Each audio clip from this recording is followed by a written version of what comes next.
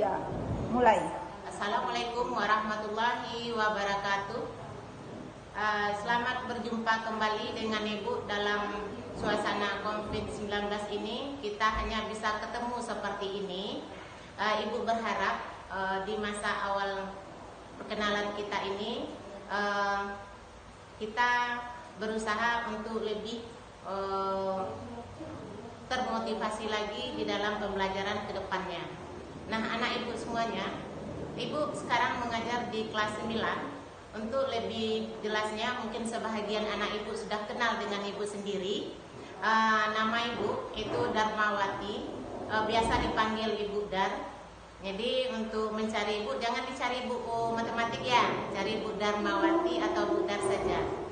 Nah, untuk itu ibu sangat berharap pada awal ini kita masa perkenalan itu mengenai pembelajaran pertama kita, yaitu pada hari Jumat ini.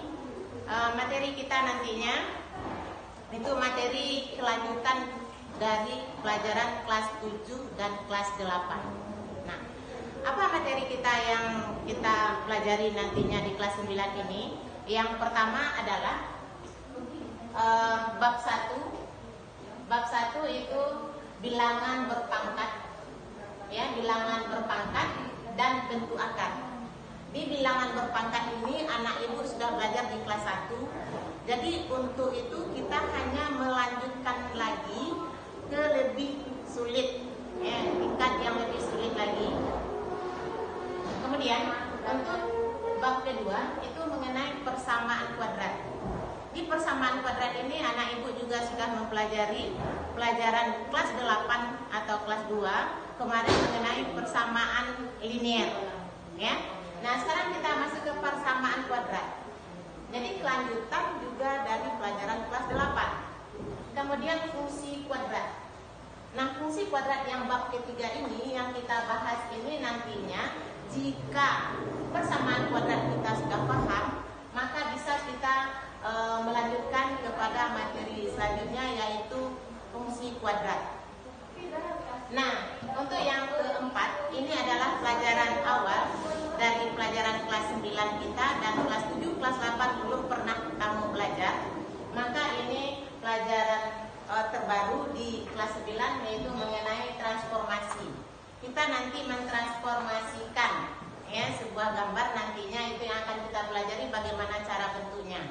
Nah, itulah cara materi kita yang akan kita pelajari di kelas 9 ini. Untuk lebih bagusnya kita belajar ini, ibu berharap jika ibu memberikan nanti pembelajarannya secara classroom, itu ada catatan. Nanti catatannya itu anak ibu catat di buku catatan yang masih tersisa di catatan kelas 8. Atau nanti ibu akan membagikan lewat video. Silakan anak ibu catat juga catatannya itu di catatan tersebut. Kemudian untuk pemberian latihan atau tugas, anak ibu boleh dikerjakan di buku PR atau buku latihan di waktu kelas 8 kalau masih ada tersisa. Jadi kalau tidak ada tersisa, boleh anak ibu beli lagi buku baru atau memiliki buku baru. Untuk lebih bagusnya, kami dari guru-guru matematik di sini kemarin berkonfirmasi, kami sepakat bahwa untuk meringankan cara pembelajaran anak ibu mendapatkan soal-soal atau menyatak soal-soal lebih mudahnya, di sekolah menyediakan LKS. Jadi nanti di dalam pembelajaran kita kalau ada tugas-tugas nantinya, silakan anak ibu bersama orang tua untuk menjemput LKS-nya ke sekolah. Nah, sekolah akan memberikan LKS. Jadi seluruh bidang studi mungkin sama dengan matematik ini, kita dibantu dengan LKS untuk lebih mudahnya.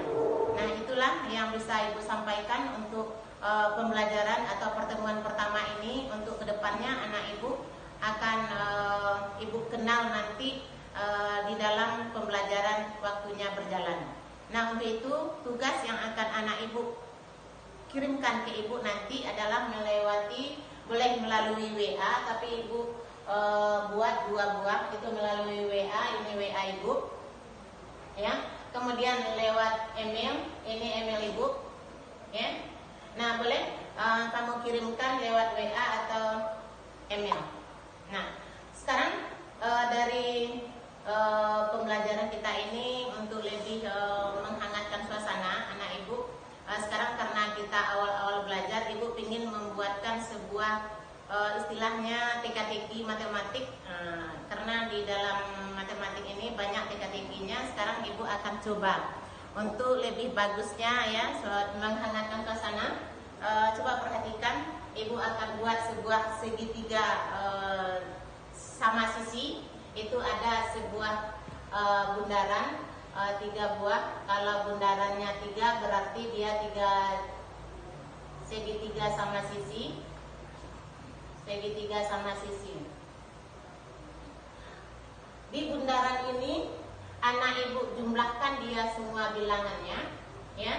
Ini dijumlahkan akan sama dengan jumlahnya ini, juga akan sama dengan jumlahnya ini. Nah, semuanya jumlahnya ini harus sama. Angka yang kita pakai adalah angka 1 sampai angka 6, ya. Tidak boleh angkanya berulang. Bolehnya angka 1 sampai angka 6. Silakan kamu jumlahkan dari jumlah sini. Misalnya berapa kamu jumlahkan di sini. Kalau jumlahnya di sini 8, berarti ke atas 8 pula, ke bawah 8 pula, gitu ya. Nah, ini untuk yang pertama sebagai teka-tekinya atau mengasah otak untuk matematik. Kemudian anak ibu buat untuk yang keduanya. Yang keduanya anak ibu buat ini ada 5 lagi. Kita tambah 4, 5. 1, 2.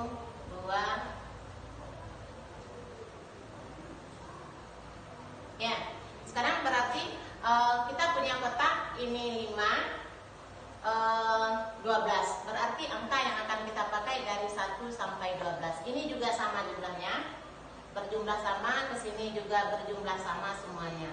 Silakan anak ibu buat, nanti jawabannya hanya sekian yang bisa ibu sampaikan. Mudah-mudahan anak ibu puas dengan cara pembelajaran ibu ke depannya, dan ibu berharap jangan takut, jangan segan-segan bertanya. Jika tidak dapat, boleh langsung bertanya, silakan ya.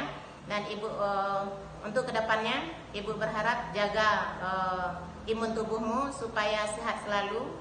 Ibu akhiri, assalamualaikum warahmatullahi wabarakatuh.